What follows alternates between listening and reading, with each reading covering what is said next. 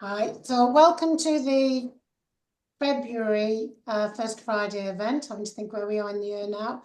And we're delighted to have Ed back with us talking about recruitment. And it's a very appropriate time of the year because we've hopefully had an influx of inquiries in terms of people looking at the new year, changes in their life, and also the franchise exhibition last weekend at Olympia. So we thought it was a really good and appropriate time to start to look at inquiries and specifically inquiry handling. So today, Ed is going to talk about the process of actually handling the inquiries and converting from the inquiries to hopefully maximising the opportunities for recruitment. So at this point, I'm going to hand over to Ed. So welcome and thank you as always for joining us. And the floor is yours. Cheers, Julie. I'm just going to do the awkward few seconds of sharing my screen and checking that everyone can see it. Is it showing up all right? Apart from the bar at the top of. Yeah, looks great. Yeah. Cool, nice one. Well, thank you everyone for joining us today, and thank you, Julie, for the intro. So, yeah, I'm here to talk about how to convert more of your ideal franchisees. And before we jump into that, I just wanted to introduce myself for those who don't know me already. So I'm not the typical consultant with shirt on and all that kind of stuff. I like to have a lot of fun while I'm doing stuff, but I do have quite a corporate background. So I've spent 16 years in recruitment, sales, and marketing roles. That's both nationally and internationally.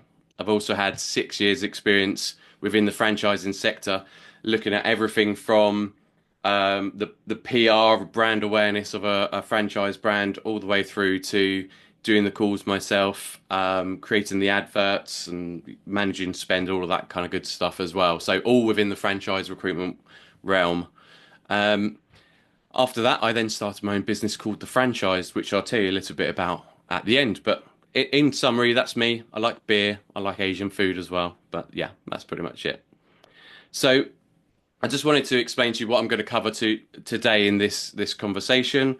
So to start off with, I think it's interesting to understand the facts and the stats that are out there already about current averages, and I'm probably leaning heavily into the BFA franchise journal that came out towards the end of the last year with this. I'm then going to go through and talk about what you should actually be tracking to understand what to look for, and also why you should be looking for those stats. And then finally, I'm going to give you my kind of three top tips for improving those conversions. It's going to be difficult to go through absolutely everything, so I'm trying to hone in on the ones that I think have the most impact. So the first stats that caught my attention when I saw the BFA franchise journal was that 2% of franchise leads convert annually.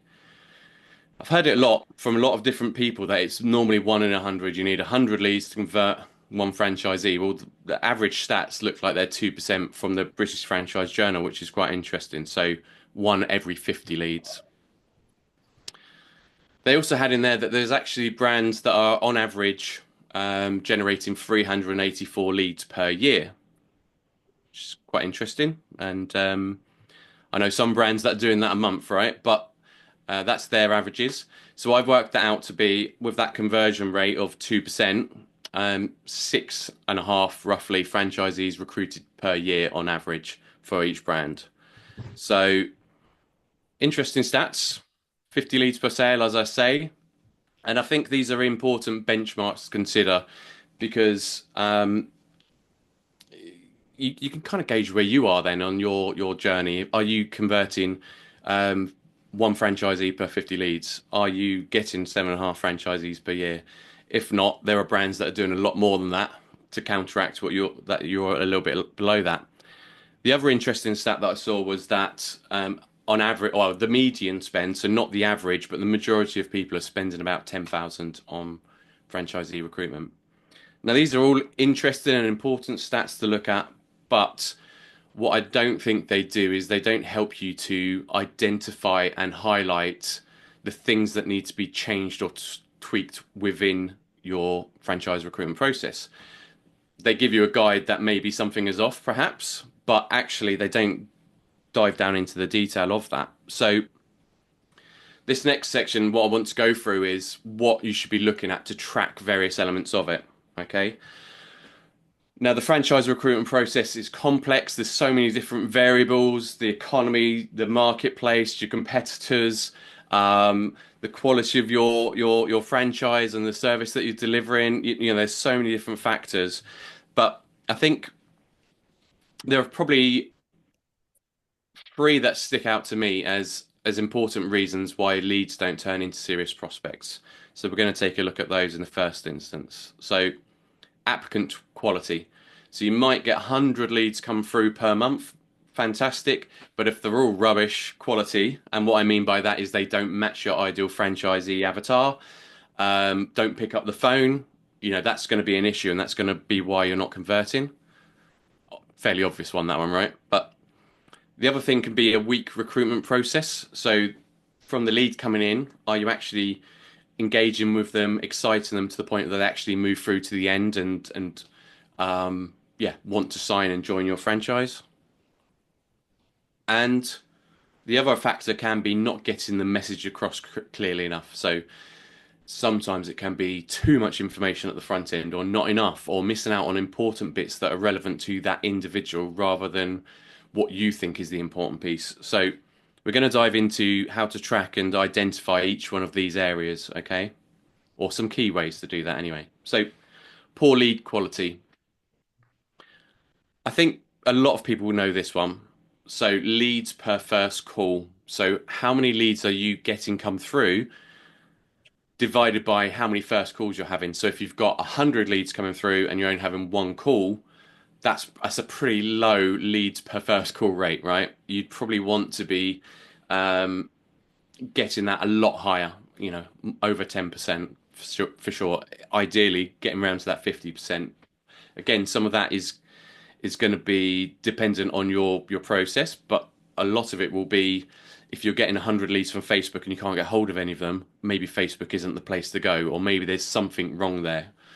If there's also a sudden spike or change, if you track these on a monthly basis, you'll start to realize, okay, maybe something needs to tweak or change here. The lead qualification rate. So this is the percentage of leads that meet your ideal franchisee avatar. So how can you track this one? It's tricky, right? Because not all of the leads that come through are you going to be able to see what their background and experience is like, and you won't know if they're actually totally relevant to your franchise. You don't know if they're actually the right type of person for your franchise. So this one can only really be done probably once you've had a conversation or you've got a CV through or a LinkedIn profile or something that shows the background of the individual. But I always like to track that so that, okay, we've had 10 conversations off of 100 leads. We're fairly happy with that, maybe.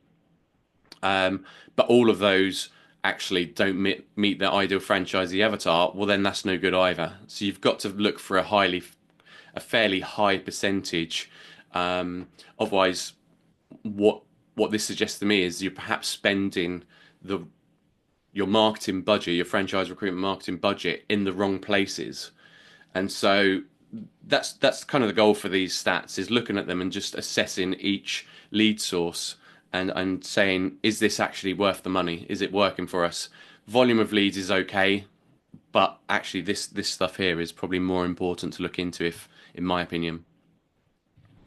So CPQL, so this is cost per qualified lead.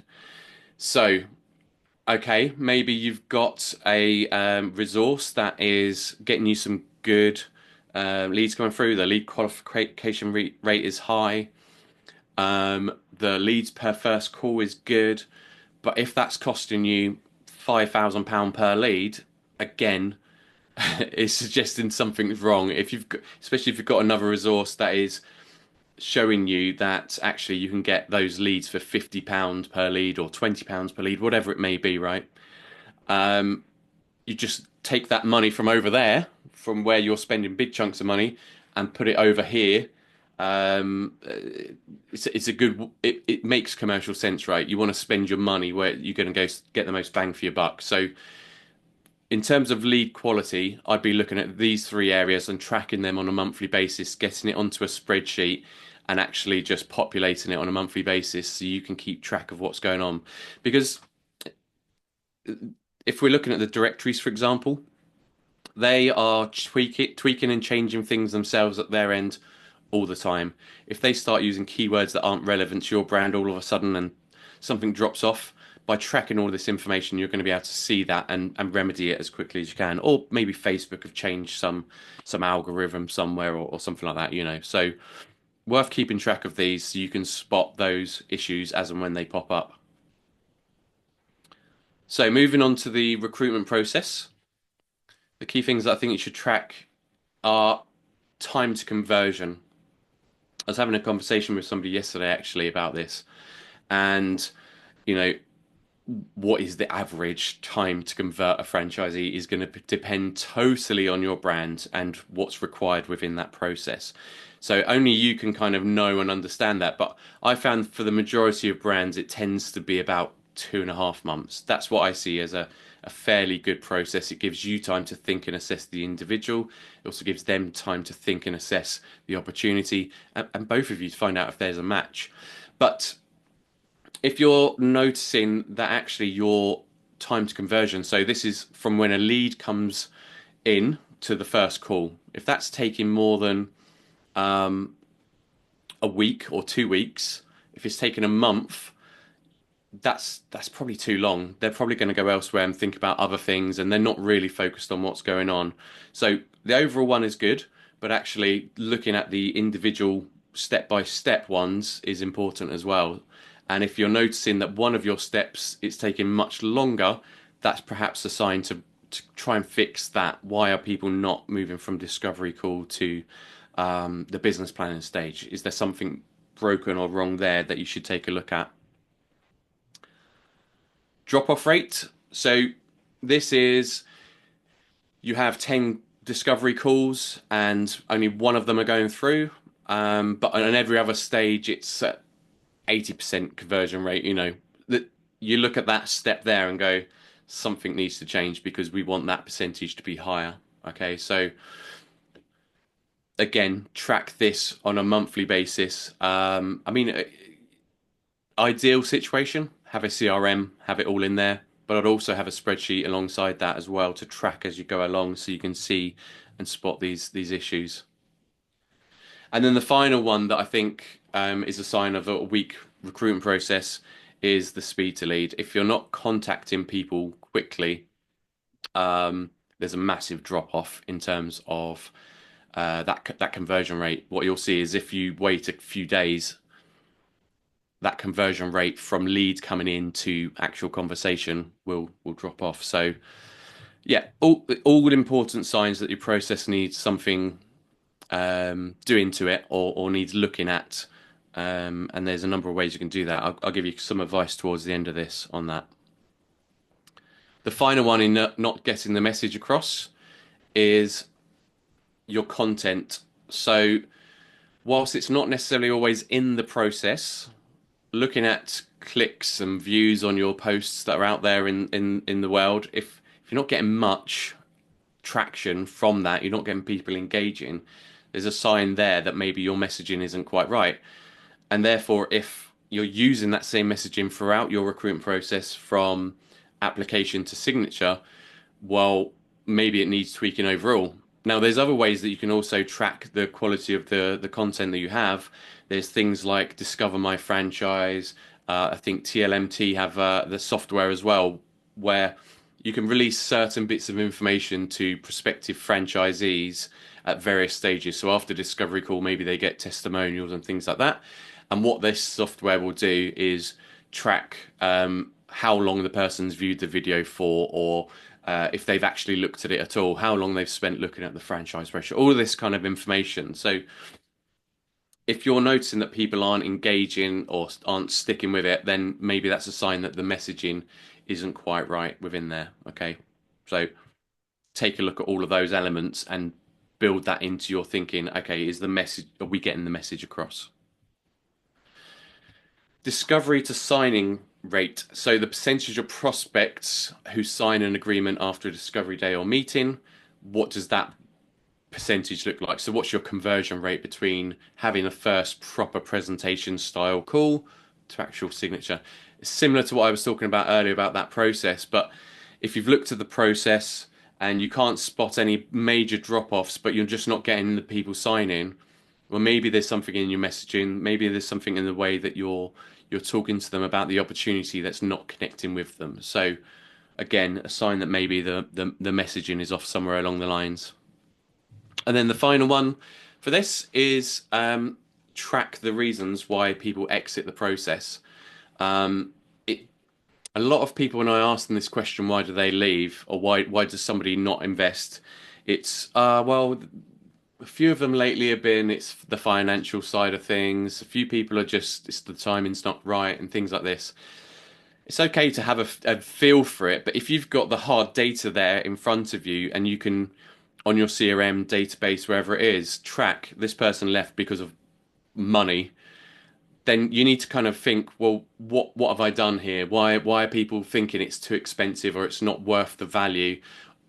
And there's a couple of things, right? Are you targeting the right types of people? So are you bringing the right people into the process, or is it actually your message? You're not delivering or showing them the value that's relevant to them as an individual. So I'm quite big on listening first to prospects and understanding what's their motivations, what's their fears, what are they looking to get out of potentially investing in something like this. Because I think at the end of the day, unless the figures are extortionate, compared to what they actually want or able to afford, people can find a way. There's banks that can offer funding, there's government backed loans. They can maybe come back to in 6 months after they've saved, right? They don't just exit saying, I just haven't got the money, I'm not interested. You know, there's normally another reason behind it. So a lot of the time that can be value, and that can be because you're not getting the right message across to them that's hitting home and hitting on those fears and motivations of that individual. So signposts, all of these to look out for, and the best way to do that is to track it on spreadsheets within your CRM. So that's great, that's interesting, and you know that's how I would go about it. I'd be tracking all of these elements and things in the background. I was doing it on a regular basis. It's a monthly thing that we reviewed. Um, but what do you do if you spot those then? So we haven't got enough time, unfortunately, to go through every single bit of advice that I could give you on a franchise recruitment process today. So I've tried to distill it into three that probably have the most impact when you're spotting that. So I talked earlier about identifying the quality of the applicants from the viewpoint of, are they the ideal franchisee avatar? Are we getting the right people into our process? So you can do this through implementing a lead scoring system. A lead scoring system, what I would do is I would, wherever I'm keeping the data on that individual, I would then rank them A, B, C, and D as to whether or not they were a great applicant that fitted everything that we needed, through to no, terrible, wrong background, couldn't get hold of them, anything like this. So then when you go and do that monthly review and take a look at, okay, is the directory delivering good quality applicants to me? You've actually got some stats rather than just the feels, the vibes of what's coming through. So I'd structure it like this. So an A grade candidate is somebody who is the ideal franchisee and they actually have the funding available to start a franchise with us. So that to me is the ideal franchisee, and I want to get as many of those A's into the process as possible, and I want to track them through that process as well and make sure that actually the A ones are going through to the end and we're getting, you know, a good percentage of them converting. B is it's the ideal franchisee, but perhaps they haven't got the right funding, or they haven't got enough funding available. Maybe they need some support on that side of things. So still a good candidate. Still, we're aiming in the right ballpark, especially when you're looking at Facebook ads or LinkedIn ads or something like that. If you're getting the right kind of person, okay, at least we know they're in the right sort of ballpark. Maybe we just need to retarget the area slightly to find more wealthy environments to go and kind of fish from, if you see what I mean. But again, A's and B's, good to have in your pipeline. C, I would look at as it's completely the wrong profile. They're maybe university graduate, or they're from overseas, or whatever it is. If you're whatever lead source you're using, you're getting lots of C's. It's right. I can go to them now and say, look, it's not working for us because we're getting the wrong profile through all the time. 80% of them are C's, 5% are B's, and whatever, the percentages you can go back to them with. So you've got some actual stats to talk about. And maybe they can remedy it as well. Sometimes it's worth having that conversation with them, because I know a lot of people have a 6-month trial, 12-month commitment. If you're finding this after 3 months, take these stats and start tracking if the things that they're doing are improving. So if they say, okay, we're going to change something for you, maybe the messaging, or you should change the messaging, and then you start to get more B's and A's coming through, well, great. But you won't be able to track that as easily without this scoring system. And then D is no response. Unfortunately, you can't gauge the background of the individual, or whether or not they've got funding. So no response just has to go into D. And again, it's going to send alarm bells off if all you're getting is D's come through from whatever lead source it is that you've generated those applicants through from. So that's how I would shape it. You might have different levels and different things that are important to you in your franchise recruitment process, but track them on that CRM. If you're not using a CRM, so that's customer relationship management system, database in simple terms. If you're just tracking it on a spreadsheet, still do that. At least then you're much more informed as to the quality of the applicants that are coming through. So the last thing that I mentioned there was on one of the sections was the speed to lead. So I would say call new prospects as soon as possible. Um, I know a lot of people don't enjoy the phone call. They feel like it's quite invasive, and maybe leave it a few days and things like that because I don't want to seem odd. I don't want to harass them. And yeah, if as soon as the applicant came through, within 2 minutes you're phoning them up, that does feel a bit odd. But within the first 4 hours, within the first day, maybe that's okay. And the phone call actually, um, I think needs to happen because I've seen it time and time again. I've advised people to put it into their process to have somebody proactively calling out to the leads within one day. And someone I sort of went through some training with, some call training with, they said to me that they had an applicant that they were speaking to who said they've applied to 6 other franchises and they are the only ones who have picked up the phone to them, and so they're kind of lost interest in all those other brands. I think it's that important to some people. If they're interested, they want to talk to you. If they're just trying to collect data and information and they don't want to talk to you, well, okay, one, it's not the right time, or yeah, perhaps they're just scraping data. So I think the call just helps you to know where you're at with those leads, and how much energy to put into to nurturing them. So the British Franchise Journal had some stats around this as well. So 50% of prospects consider more than one franchise. So that story I just shared with you a moment ago with the brand I've been working with, I am working with now, um, is 50% of the time you're against someone else. You're against another franchise. And if you're not doing it and they are, the likelihood is they're going to have a better chance of actually converting that prospect, moving them through in their process.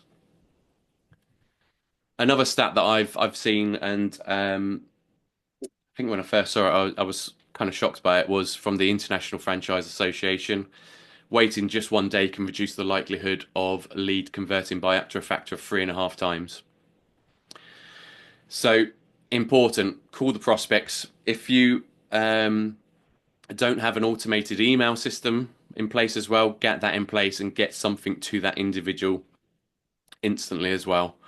Um, I think everybody expects things instantly nowadays, don't they? I think you apply for something online, you click download something, you want that instantly. You don't want to have to wait 2 or 3 days. So that would explain those statistics there. The final piece of advice I would give, and this is more along the lines of that messaging piece that we were talking about earlier. So, okay, your message isn't getting across. I think one of the best ways to help you get your message across in a way that's very authentic and builds trust is to focus on social proof. So, social proof in typical business, most of you probably know this already, but it's looking at the reviews. People instantly, whenever they go to buy a product, they're going to look at the reviews and what other people think to either confirm their thoughts or dissuade them from doing something they know they shouldn't, maybe. So again, the British Franchise Journal have given us some stats that I thought was relevant to this. So 60% of franchisees were employed by joining a franchise.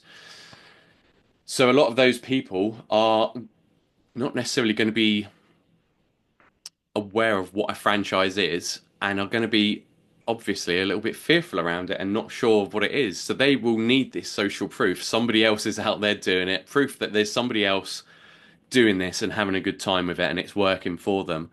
And so I think it's obvious to most people, but doing franchisee testimonial videos is going to be one of the most powerful things you can do. Now, I've been working with It's Easy websites on recording stuff at their conference, and they've been great. It's kind of upgraded the level of professionalism from some of the other things that we've done with them. But actually, one of the more powerful things that I've found, or they've found, is a podcast. Get your franchisees onto podcasts if you can. If you can't get them onto somebody else's podcast, create your own or go to an external source. So with It's Easy, they've used my disenfranchised podcast structure, which I um, was running for 2 years at over 100 episodes. They put their franchisees through that kind of style and approach, and they've said to me that quite a high percentage of their franchisees reference that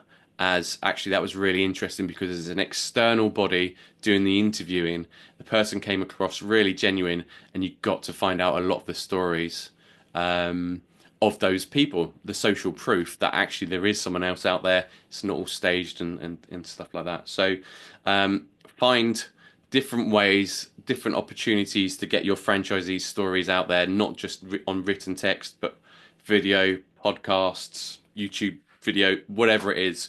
Just make sure it's within your process at various stages. Good having it at the front end, but also once you learn something about an individual. And actually, sorry, I was going to almost start to wrap up, but I just thought of something that I think would be really useful. So whenever I was doing the calls, I would find out the motivations of the individual and try and understand, what makes them tick, what are they worried about, things like this. And some people will tell you, I want to be able to work abroad at some point. I'd love to have a holiday home in Spain, or I'd like to do this, but I'm worried about business development. That's a bit of a fear for me. Is I don't know about going out there and getting new clients.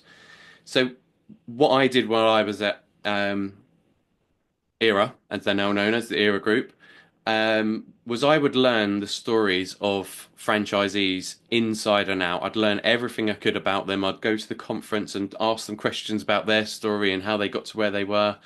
And what I would do then is I'd kind of just bank key bits of those stories and filter them into 4 or 5 different categories in my head. So, looking for a new challenge. Okay, I've got that story from Keith. Wanting to have more impact in my local community. Okay, well that's Mike over here. And have them just in my head within those 5 areas. So as soon as the prospective franchisee said to me, I want to have a house abroad at some point, I can go, oh well, look, Keith started off his business 5 years ago, did X, Y, Z, went through our training, and he's now earning enough to be able to work 6 months of the year in Spain, the other 6 months in the UK. He goes between them as and how he wants to. So I've got those stories. But what I would then do is take those video testimonials of that individual and share it with the prospective franchisee after the call. So it really, it's just poking at that motivation, that fear, whatever it is that they've got, and just say, look, we really can help you achieve your dreams. We can help you to overcome your fears as well. So yeah, focusing on that social proof within your messaging, I think, is key. But the thing that I would say where some of that, all of this, what we've just gone through, might fall down is if you don't have a process. I really highly recommend, if you've not got it written down in place, know what stages you're going through with the prospects, from qualification to discovery to whatever the next steps are. You're not going to be able to track it. So I think it's really important, if you haven't got one, find out and get a franchisee recruitment process in place, detailing your communication plans, how you weave those stories into each step of the journey, how you talk about it in the calls, how the call should be structured, all of that kind of good stuff. That's pretty much what we worked on when I was at Era Group. So when I joined in September in 2018. We'd recruited 27 franchisees across the EMEA territories, so Europe, Middle East, and Africa. We went through everything with a fine tooth comb, looked at all the stats and looked at all the different ways we could make tweaks and changes. And within the following year, we were up to 53 franchisees. The following year after that, up to 76. So it can have a really big impact, going through this process of tracking, refining or fine tuning, and that will eventually amplify your growth. So that's pretty much everything from me, other than just to say, a little bit about what we do. I did say at that beginning. So we help franchisors to build out these processes. It's predominantly me at the front end doing workshops, helping people online to build out their franchisee avatars, helping them to develop their strategies, communication plans, all that good stuff. But I also have a team behind me that support on the marketing side, so email marketing, franchise brochure creation, podcast production, videos, all that good stuff. So I am not going to sell any more than that to you guys. So thank you very much for your time. If anybody has any questions, obviously I'll answer them now. But if you wanted to at a later point reach out to me, there's my contact details, and hopefully that QR code should take you through to an email if you wanted to do that as well. So yeah, thank you very much for listening, and hopefully that's been helpful. Great, thank you, Ed. Ed, if you could just take your screen off, and then we've got Cool. a lot of questions in the chat room. So I think we'll start off with a couple of very specific ones. One is from Jenna. Jenna, I don't know if you want to, Little Dreams Consulting, if you want me to read it out, or you want to ask it yourself. You're very welcome to read it out. Like I said, you can probably read it. Yeah, we text straight away, so generally within a couple of hours. It was just kind of going back to when you were saying about you should call within a day. This is probably more to do with our ideal franchisee, but both Faye and I hate it when people cold call us. And when we call franchisees, they're either in the middle of, or potential franchisees, they're either at work or in the middle of something with their children. So I was just wondering if you felt a text was enough within that first sort of 24 hours, or whether we do the call within the first 4 days. We did, I think someone's asked, like, is there should you send your calendar link? We have a calendar link, but all that we found is that loads of people that were like wanting to sell to us were then booking on, and I was like, I'm not really up for that. So that's sort of my question. Is probably quicker if you just read it, but that's my question. Yeah. So the if you're getting lots of people on Calendly that are trying to sell you something, your targeting's off, right? They're not potential franchisees. They're just people who've gone to our website and gone, oh, look, we can chat to them Oh, okay, on okay. the Yeah, I website. thought you had it Not within that not first potential email or first franchisees. No, text no, no. message or something. Yeah, okay. So yeah, I'd still call within that first day. I mean, it's not a cold call, it's a warm call because they've asked for information from you. Mm. Hopefully you've sent an email out with some information to them. And you can even put in there in that first email, we're going to give you a call within the next 24 hours, right? So it's not cold, it's warm. If they're in the middle of something, Oh, sorry, look, I don't want to interrupt, but can we just book in some time now so we can get that call in? And what you're doing is increasing the likelihood of you getting hold of them at some point, and because you've got a time that's in place, you can put it in their diary or send it over by email to confirm that with them. So, 100% think you should do it. The first call, in my opinion, I know a lot of people do various different things in their process, but the first call is assessing them. It is a short call to assess whether or not it's worth spending an hour or so with them. So that's why I don't feel like it's too intrusive to call up and say, "Hey, got your details come through. Obviously, you know a bit about us. We just want to learn a bit about you before we dive into a deeper conversation." Having it as a shorter call as well makes it a smaller step for that individual to take, right? So you're getting that first little bit of trust in because you're only going to spend 10, 15 minutes. It's not a massive part of that person's day. So, yeah. Yeah. That And if was I can just add to that, Ed, when we've done it in the past, we've done it almost on the basis, because I mean, I have to say from a personal point of view, Jenna, I hate people ringing me as well as soon as you put an inquiry in. We've done it as a courtesy to just basically say, look, we've had your inquiry, the information's been sent out, I just want to check that you've got it, because things go into trash cans and whatever it is, basically, and then almost use that as the opener and then wait to see what comes back from them in That's a good terms shout. of, you know, the kind of, because that, if you like, that feels comfortable to me, and I think that's, if you're Yeah, doing it, it's got to feel comfortable too, Yeah. otherwise, That's what we do in our text. So I guess yeah, we just call them with what we text. yeah, yeah, okay, pretty much. And if they don't answer, follow up with an email to say, "Hey, I did try and call, like we said we would. Unfortunately, you weren't available. So if you want to book in some time, here's my Calendly link.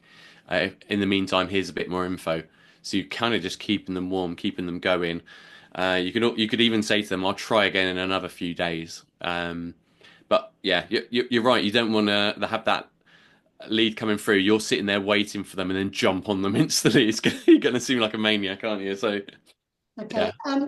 Caroline, you've got a very specific question, which I think is really interesting. And would you like to, Caroline from Women into the Business Network, would you like to bring that Yeah, to so I the was just asking, how do you incentivize your existing franchisees to talk about the franchise opportunity? Yep. I think that's a fairly simple one to do. So, if you're going to do some filming with them or you're inviting them to come to wherever you are to film, just say what we'll do at the same time is we'll create some content that you can then use for social media or for advertising. Depends on your brand and how it works and things like that. But yeah, we just combine the two together. So if you don't mind doing a few bits for us, we'll provide you with a video for nothing. Caroline, were you thinking about financial incentives or so? Yeah, I was thinking financial incentives really. So because they've got enough on their plate, the franchisees, but they're probably our best source of like getting the opportunity out there. But they're going to shy away from it because they're too busy. So it's the kind of, if they can give us a contact, and then what do they get in? So Yeah. they get a video for themselves to promote their business. Refer a friend. Kat, Natalia, any thoughts on that from a legal perspective? Yeah, from a legal perspective, it's a bit tricky, if I'm honest with you, especially if you are not VAT registered, as you know, in terms of the entire network and yourself as a franchisor, because it potentially opens up arguments about it being a pyramid selling scheme and Trading Schemes Act. So, yeah, I wouldn't recommend it. It just lands you in a lot of hot water unnecessarily. So I think what Ed has suggested is a much better way, if you can sort of do something for them that they feel is helps them and their business. Yeah, creating. Thank you. That was the answer I thought. So I'm glad that I'm not missing something. Thank you. Thanks. Okay, thanks, Caroline. And Simon, I think we've got 3 questions. So choose your hot topic, your first question, and I can't. Do you know what? I can't remember what I put in now, but franchisee avatar. It's a buzzword, okay, and for all the right reasons, because you need to know the type of people you have to bring into your network.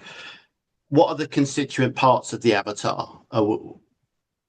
When you define that avatar, what have you got in that package?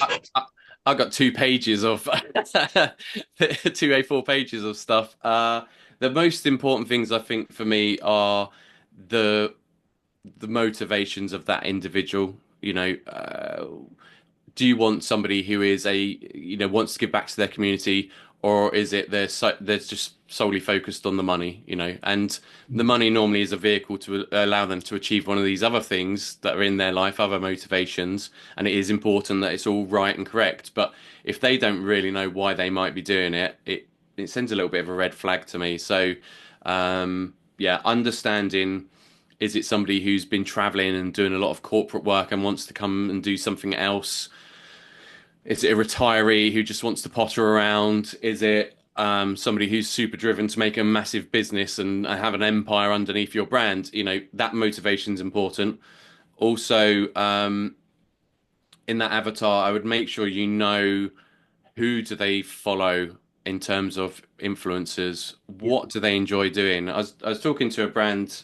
He's involved in the football world, so they're coaching kids football, and they were wanting to target one particular territory, and us the type of person that they're going after was not director level but manager level, and they knew that they probably needed to have come from some form of thing like coaching their kids to do football or something like that.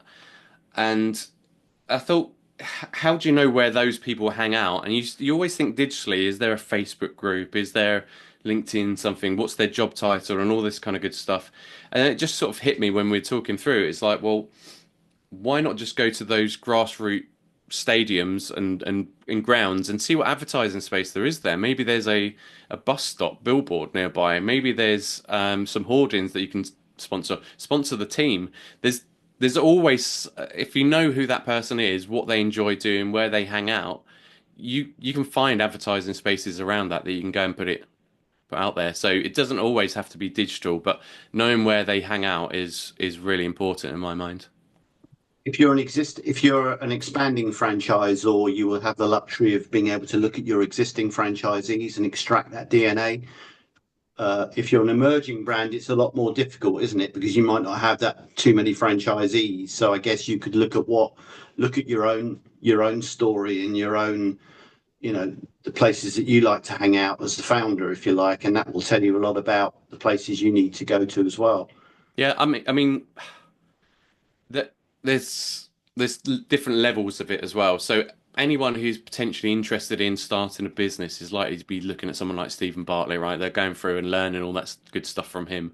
Yeah. But trying to tap onto his world and be an influence within that space is going to be tough. So is there people that are more kind of like micro influencers, that you can tap into? Are the people on Instagram that are talking about stuff that's relevant to your ideal franchisee, and can you kind of get on their podcast? Can you be involved in the conversation by commenting on their posts, things like that? So yeah, it can be difficult to find them, but understanding where they are, and it might come off your own, who you are, is really important. But yes, it's not a bad idea. If I'm hanging around I'm about to start a paddleboarding franchise and I'm hanging around and paddleboarding Facebook groups, likelihood is people like me are on there as well. So, be involved and maybe start building those relationships there.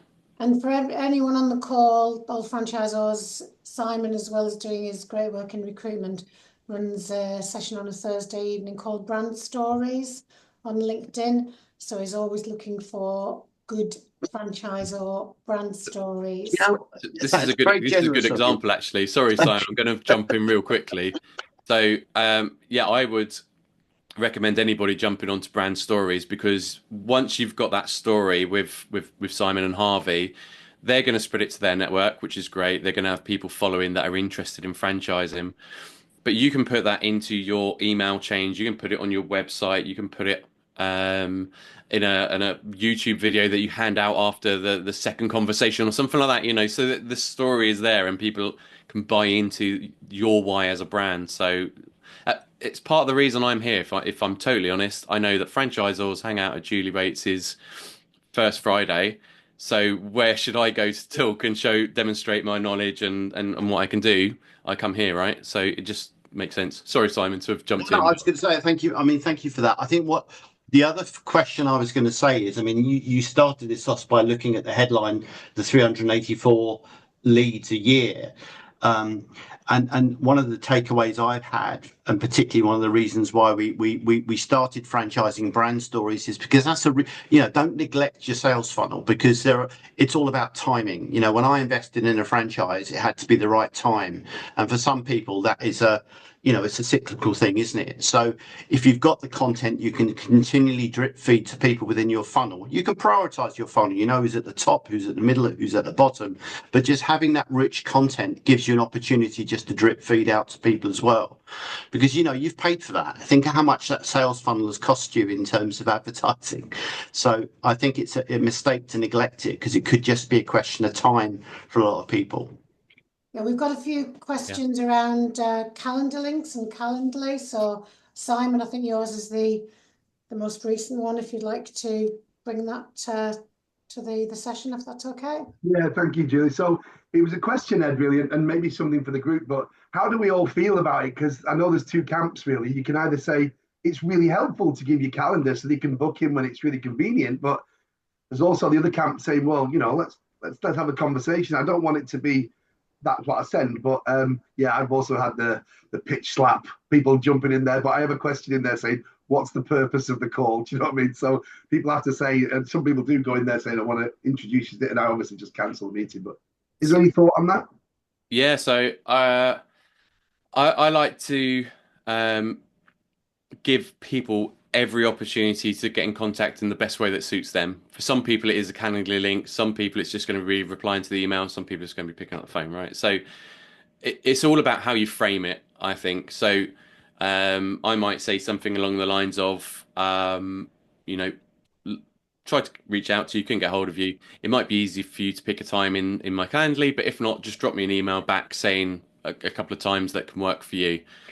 You're just giving people a few options. I think I saw someone mentioned about WhatsApp as well. Maybe you'd say drop me a WhatsApp and we can arrange something. There's lots of different ways. The other thing as well with Calendly, and I haven't properly looked into it recently myself, and there might be other software that does it better, but you can also record a video of yourself on there, so it becomes a little bit more personable. So, hey, thanks for jumping onto my Calendly page. If you book into this is what's going to happen. Don't do it if you haven't got 15 minutes to spare. Instead, do this. So I like that. I like the idea of doing a video. I think that could be quite effective. Just to get that little bit of first information over there. But yeah, you're right. I mean, we need to be speaking to these people really quickly, and especially if we're in competition, right? If we're the only one that's speaking to them, we get the first conversation. We get to educate them on our brand first and bring it up. But no, that's great. Thank you, mate. Really appreciate that. all right. Mark, you've got a question which is related to systems, about using CRM system and a spreadsheet alongside. Yeah, it was really just Ed mentioned using a CRM, but also a separate spreadsheet, and I just sort of wanted to understand why that was. Obviously, because we do CRM systems, so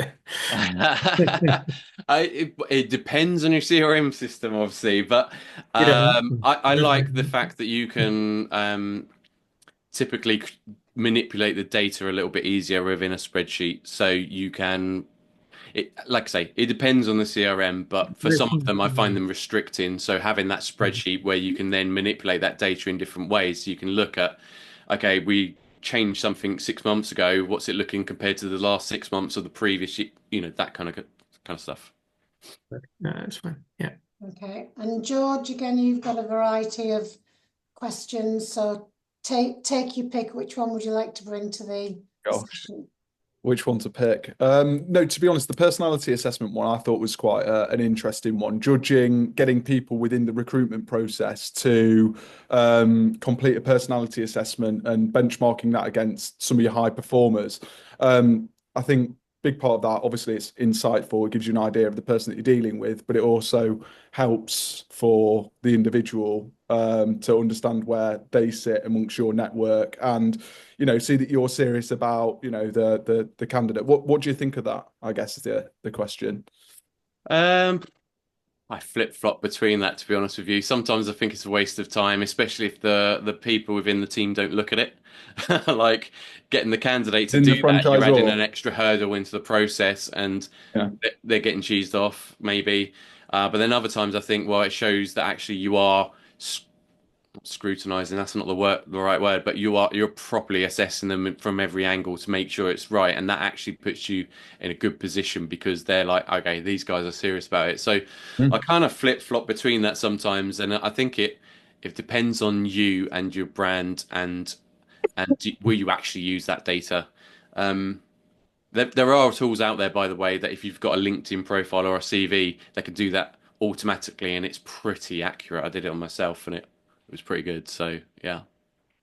Okay, great. Thank you. I would like to now ask everyone that's on the call, literally, if you don't mind, just to take 30 seconds and just get your phones out, scan the barcode and leave some feedback. As Ed mentioned earlier, he's got a variety of events coming up following this, which really goes into everything he's been talking about today in much greater depth. So anyone who's interested in finding out more information about any of those events, this takes 30 seconds. It's using the system we gather that Neil Newman has developed.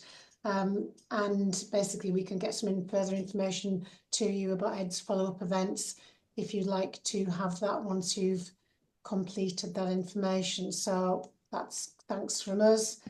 In terms of our next sessions, our session in March, and I can't believe that we're actually talking about March, it's crazy, is by George. George is on the call today, and George is from Franchise Resales, and George is coming to talk to us about the experience that Franchise Resales has gained over the last 10, 15, 20 years, whatever, in terms of handling, managing franchise resales, which is obviously another form of recruitment, basically.